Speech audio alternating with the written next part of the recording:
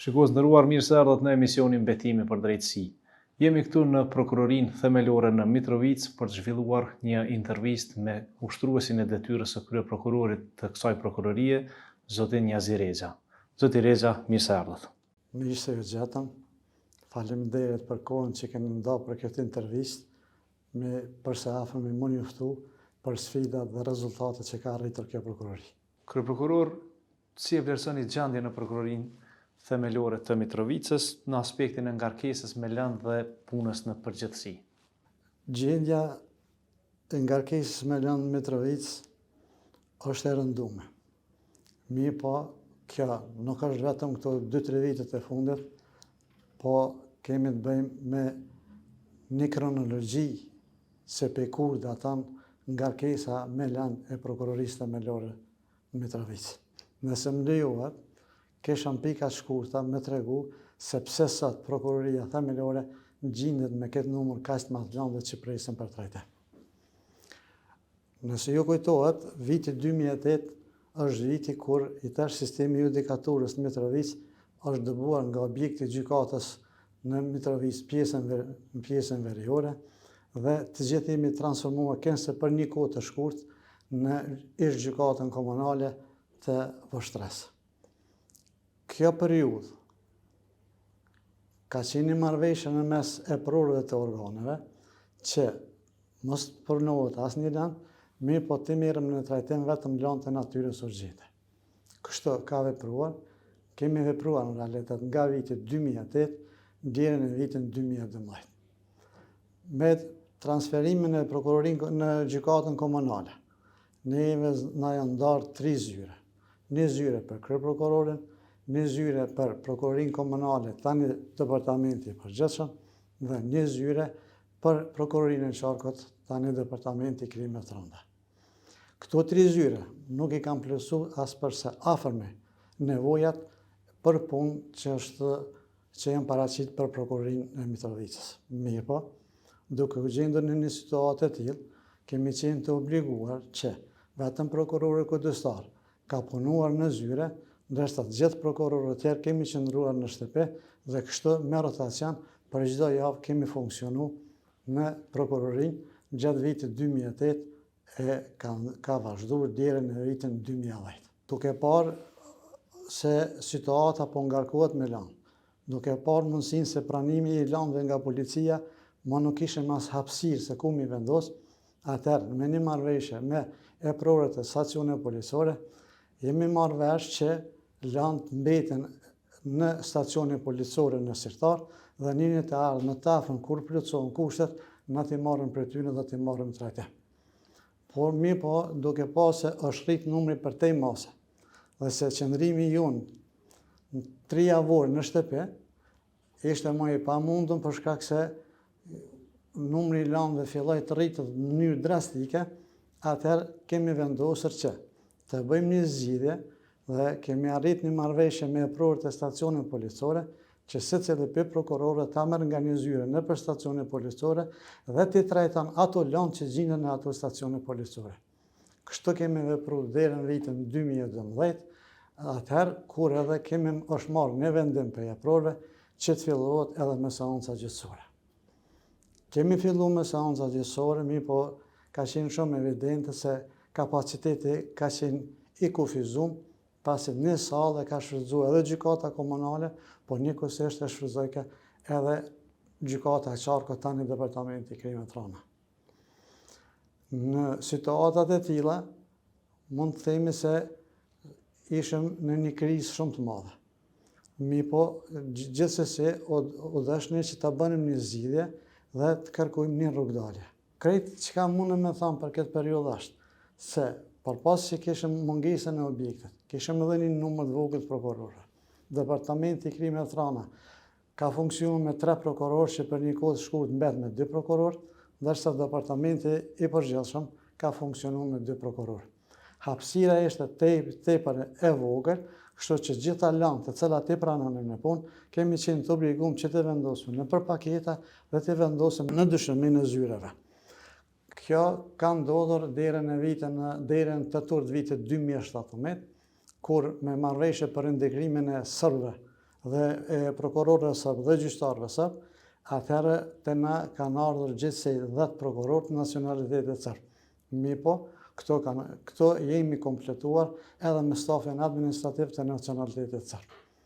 Disi pak, situata u qetësu, arritëm të stabilizohemi me numër të prokurorëve dhe tani ishëm më të përfaqësimin e seancave gjyqësore.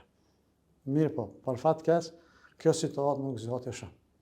Kjo zgjati deri në nëntor të vitit 2022, nëse nuk gaboj, atëherë kur merr një vendim politik struktura sërbe, u detyruan gjithë prokurorët e nacionalitetit serb, por njëkohësisht edhe stafin tim, po ashtu edhe gjyqtarët dhanë dorëheqje dhe prokuroria mbet në pikën më kritike. Kur them në pikën më kritike, departamenti përgjithshëm mbeti me 1 prokuror, ndërsa departamenti i krimeve të rana me 3 prokuror. Ishte e pamundën me vëllimin e punës të cilët e kishte kjo prokurori që të mundëm t'i kryjmë këto punë, mirëpo ja kemi jap vetes për detyrë që s'pare të marrim dhe të bëjmë një kategorizim të lëndëve. Të atyne prokurorëve serb, të shohim se cilat janë lëndë që kanë filluar me veprime hetimore, të marrim dhe spaku të stopojmë që mos gjejë deri te kalimi i afative hetime. Pastaj kemi bërë karakterizimin e lëndëve sa i përket të afatit parashkrimit në mënyrë që të stopojmë edhe këto dhe mos të vinë deri te parashkrimi i lëndëve. Është për të theksuar se në momentin kur ne kemi marrë dhe kemi bërë vlerësimin e këtyre lëndëve, prokurori ka qenë i ngarkuar me 1000 lëndë. Në mesin e këtyre 1000 lëndëve, 180 lëndë ka qenë që kanë qenë me akt vendim mbi fillimin e hetimeve. Paramendo tash për cilët afati i hetimeve për 180 lëndë, çfarë ngarkesa është për një prokuror.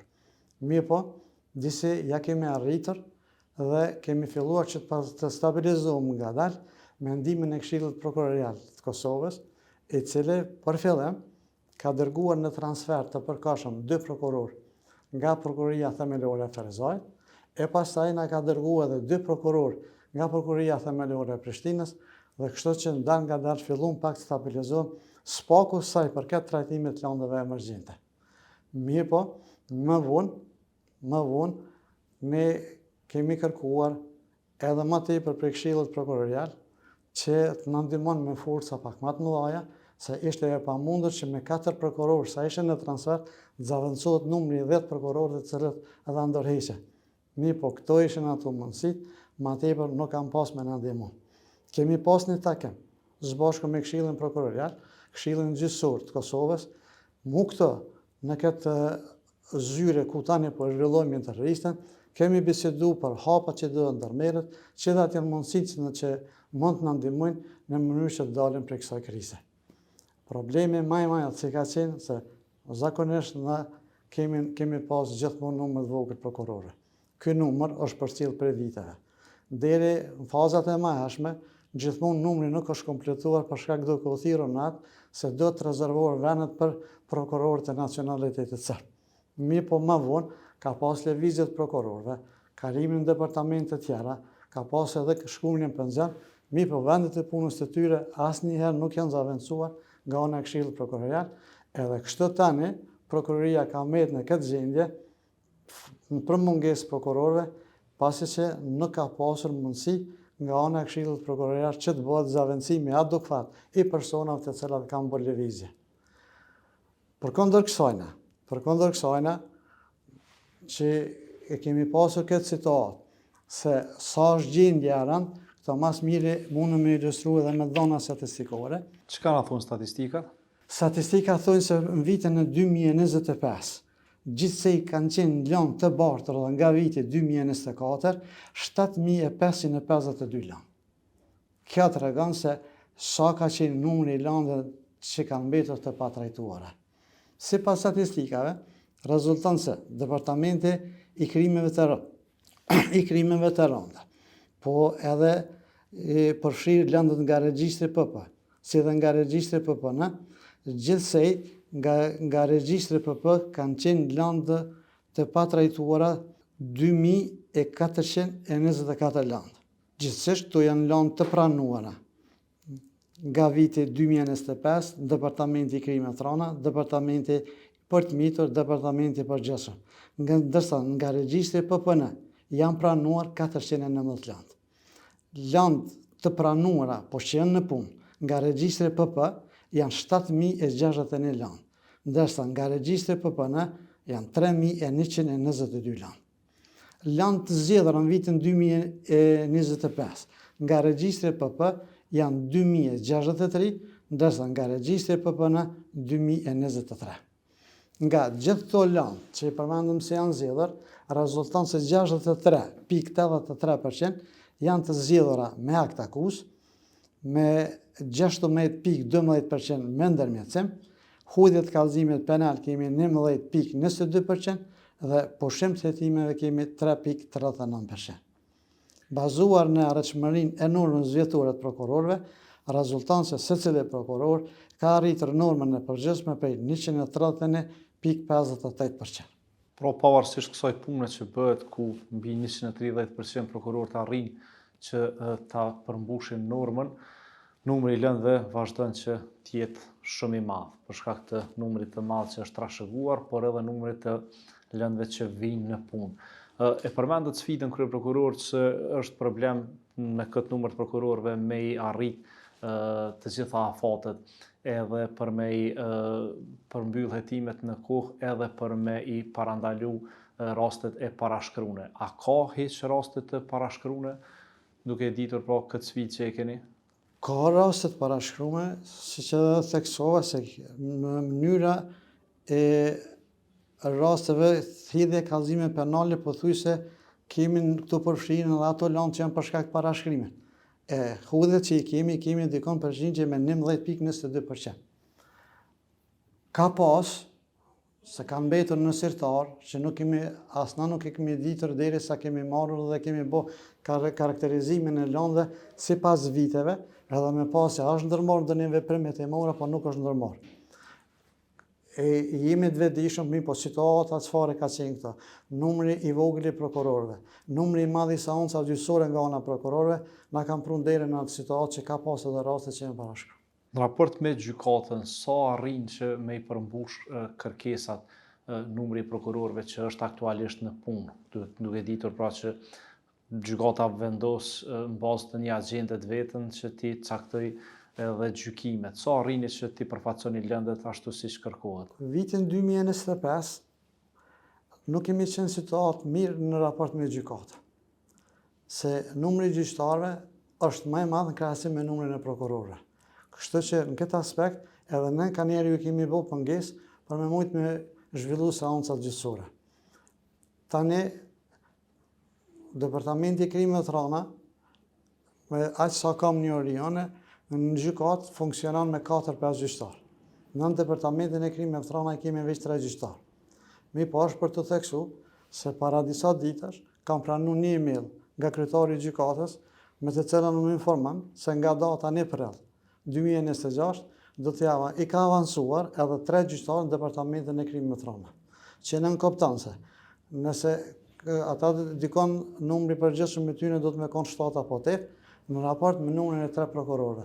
Tash me këtë numër sa na e kemi në Departament Krimeve të Rana, është e pamundur që të mund të dalim në kohë të arsyeshme në përfaqësim atyre në seancat gjyqësore. Mi po, ne do të bëjmë përpjekje për atë sa kemi mundësi, po kjo është e pamundur që me 3 prokuror të përmbyllim shqyrtimet gjyqësore për atë sa paraqitet nevoja për gjykatës. Pra me siguri mund të ketë edhe raste kur të njëjtën kohë ftohet prokurori në 2-3 seanca. Është e vërtetë ajo, na kemi këto raste të shpeshta, mi po, unë ashtu ju kam thënë prokurorëve të mi, se mjafton që të marrën proces verbalin, të kemi një arsye dhe të arsyetohen para gjyqtarët, sepse nuk mundem më paraqit një seancë gjyqësore për faktin se jemi në zonë të një prokuror tjetër.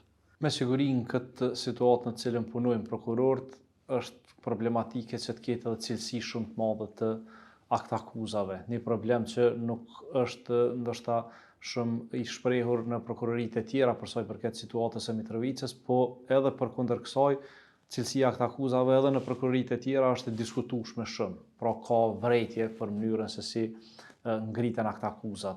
Sa ka probleme kryeprokuror me akt akuzat që ngriten nga prokuroria themelore në Mitrovicë, sa arrin që të kalojnë të provohen në gjykatë? Është fakt se ka kritika në ato lidhë sa i përket cilësisë të këta akuzave. Gjithmonë ka vend për përmirësim cilësisë të këta akuzave. Mirë po, të i pas parasysh numrin e vogël prokurorëve, të i pas parasysh numrin e madh të seancave gjyqësore. Konsideraj se këta akuzat janë të një standardit mirë, nuk janë të cilësisë mirë, po këto jo po që e tha me fjalë, po e ilustroj edhe me faktin se këtë mas e mirë e tregon kur marrën nga gjykimet nga ana e gjykatave, si në departament kriminator, ashtu edhe në departament përgjithshëm. Sipas statistikave që kemi, rezulton se 86% të akta akuzave janë nga gjykime dënuese. Kjo fol vetë se nuk mundem me thonë se akta akuzat nuk janë të një cilësisë mirë. Nëse i shprehim kështë, atëherë rezulton se 1214 akta gjykime janë dënuese, kemi 31 akta gjykime liruese dhe 27 akta gjykime refuzuese. Kjo tregon se puna është e një kualitetit mirë, nuk do më thonë se nuk ka vend për më mirë, po në këto rrethana konsideroj se akta akuzat janë të një cilësie të mirë. Po me politikën dëshkimore, sa jeni të pajtueshëm, a ka ankesa që bojnë shpesh prokurorët në aktgjykimet dënuese? Faktikisht, na i marrim aktgjykimet, i kontrollojmë aktgjykimet. Fakti se a jemi të kënaqur a nuk jemi të kënaqur është diçka tjetër, po na çdo herë ato ku konsiderojmë se ka vend për ankesë, marrim edhe ushtrojmë ankesën. Vendos shkalla 2, gjykata apelit apo varësisht çdo shkallash. Po ato ku ka vend për ankesë, na çdo herë bëjmë ankesë, nuk e lëshojmë afatin e ankesës. Prokurorët flasin pak për lante korrupsionit edhe krimit të organizuar, të cilat po na dalin që janë shumë problematike për të trajtuar si nga ana e prokurorisë, si nga ana e gjykatave. A ka lante të tilla në prokurorinë themelore të Mitrovicës dhe si po trajtohen ato?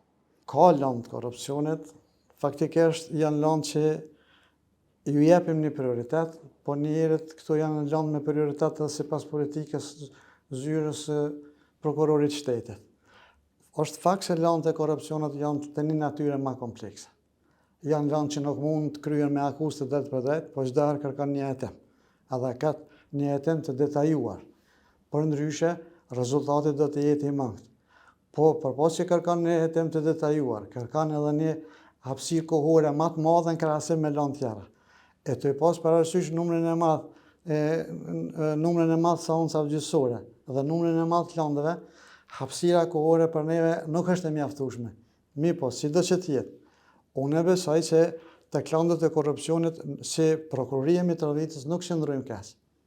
Bazë nëse më lejohet, bazë të statistikave që i kemi, rezulton se për vitin 2025 në prokurorinë e themelore në Mitrovicë janë ngritur 8 akta akuza. Kemi 9 aktgjykime dënuese. Kemi 1 aktgjykim refuzues dhe 1 aktgjykim lirues. Që tregon se puna është mirë sa përket lëndët të korrupsionit. Nuk jemi të kënaqur se kemi numër të madh të lëndëve të korrupsionit pa trajtuar. Po çdo herë problemi që paraqitet te lëndët e korrupsionit është se këto lëndë zakonisht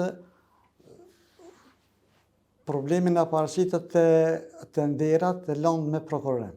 Konsideroj se edhe tek gjyqtarët, po ashtu edhe tek prokurorët ka nevojë që më tepër punohet sa i përket trajnimeve në këtë aspekt lëndëve me prokurorin. Se këto është ai problemi që më tepër dështojnë lëndët e korrupsionit. Po, për me pas edhe më sukses lëndët e korrupsionit, kishte me qenë shumë mirë që të bëhet profilizimi i prokurorëve për lëndët natyrës dhe atëherë besoj se nuk do të kishte munguar rezultati. Cilat janë 3 problemet kryesore strukturore me të cilat përballet prokuroria themelore në Mitrovicë? Si problem kryesor strukturor kisha në paraqit veç edhe e potencuar numri i vogël i prokurorëve. Pastaj kemi mungesën e objektet. Pastaj kemi numri i madh i lëndëve që presin për trajtim. Si edhe kisha me paraqit edhe tek infrastrukturën e teknologjisë së vjetruar. Me numër të vogël të prokurorëve, me këtë numër të lëndëve me të cilat disponon prokuroria, është vështirë të arrihet ndonjë rezultat ose të zbutet ky numër i këtyre lëndëve. Po ashtu me objektin ku tani po zhvillojmë këtë intervistë, Kjo është një objekt privat. As përsa afërmi nuk e plotëson kushtet për ushtrimin e veprimtarisë. Mi po mungesë të ndonjë objekti tjetër jemi detyruar që këto të vazhdojmë me punën tonë. Ky objekt, edhe pse disa herë kemi para pa mundësinë që të gjejmë një zgjidhje të largohemi prej këtij objekti, mi po disi kanë hasur në vështirësi, nuk kemi hasur në mirë kuptim as me komunën e Mitrovicës, po njëkohësisht nuk kemi mundur me hasur në mirë kuptim as me qytetarët. Si që dini, me marrëveshjen e Brukselit është para pa që objekti do të ndërtohet pjesën veriore në lagjin e Boshnjakëve dhe do të ketë një sipërfaqe dikon rreth 5 metare. Këtë sipërfaqe është bukur vështirë me e has dikon. Kemi bën një kontakt, në realitet jemi taku me kryetarin e komunës së Mitrovicës, Atiqin, dhe pas shqetësimeve që ja kemi paraqitur, na ka premtu se do të bëj zgjidhje sa për këtyr problemet të objektit, mi po vetëm premtime kanë metër. Kontaktet që kemi pas me qytetarë, na kanë ofruar parcela, mi po kanë ofruar parcela me çmim aq lart, saqë është jashtë realitetit që shitet sot pasuria e patëndshme. Kështu që nuk kemi mundur me bëj zgjidhje, mi po nuk do të thotë që kemi hikur dorë për këtij problemi edhe në të ardhmen e sa më të afërm të bëjmë një zgjidhje sa për këtë objektet. Problemin më të madh që kemi, se në këtë objekt kemi edhe arhive. Para disa viteve, me rënien e treshave atmosferike, na ka hujt edhe në podrumin e këtij objekti, ku e kemi edhe arhiven, na ka marrë një pjesë lëndë, mi po edhe arhiva tani është e vogël dhe nuk mjafton për sistemimin e gjitha lëndëve.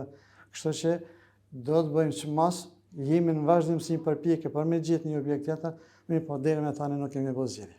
Po Këshilli Prokurorial sa ka bërë që të plotësohen këto nevoja të cilat janë elementare për ushtrimin e funksionit të prokurorit? Këshilli Prokurorial ka bërë përpjekjet e tina, thash edhe më parë, më të paraqitjen e dorëheqjeve dhe prokurorëve serb.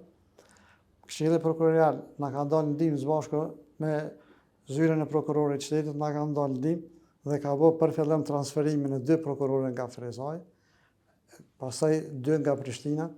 Tani kemi në transfer edhe 2 prokurorë, një nga Prokuroria Themelore e Gjakovës dhe një nga Prokuroria Themelore e Prizrenit.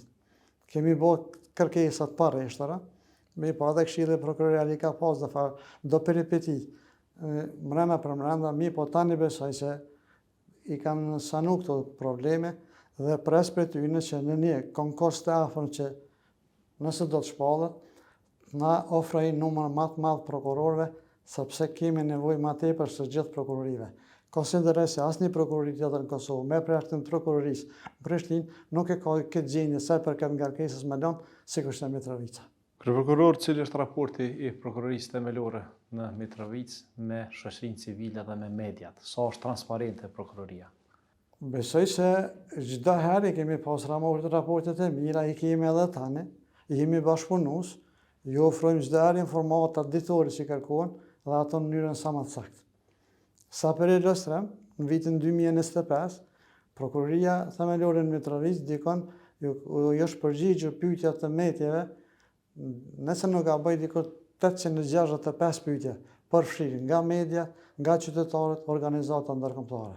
Po, Prokuroria Themelore në Mitrovicë edhe përpiron raportin 24 orë të Prokurorisë shtetit, në të cilën përmbledhen të gjitha aktivitetet dhe i dërgohen mediave, ku përfshihen ndalesat, kërkesat për caktimin e paraburgimit, ngritja e akuzat, sekuestrimet.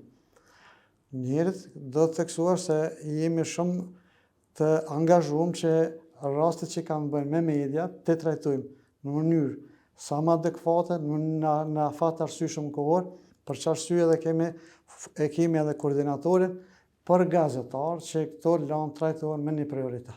Zoti Reza, faleminderit shumë. Faleminderit edhe për juve. Shikues nderuar, kaq kishim kohë për këtë intervistë me ushtruesin e detyrës së kryeprokurorit të Prokurorisë Themelore në Mitrovicë, zotrin Njazi Reza, me cilin diskutuam për rezultatet dhe sfidat e mëdha që i ka Prokuroria Themelore në Mitrovicë. Gjithë që keni vërejtje apo sugjerime, mos hezitoni të na shkruani në adresën tonë elektronike deri në emisionin e radhës nga unë Beti Musliu. Mirëmbëjtje.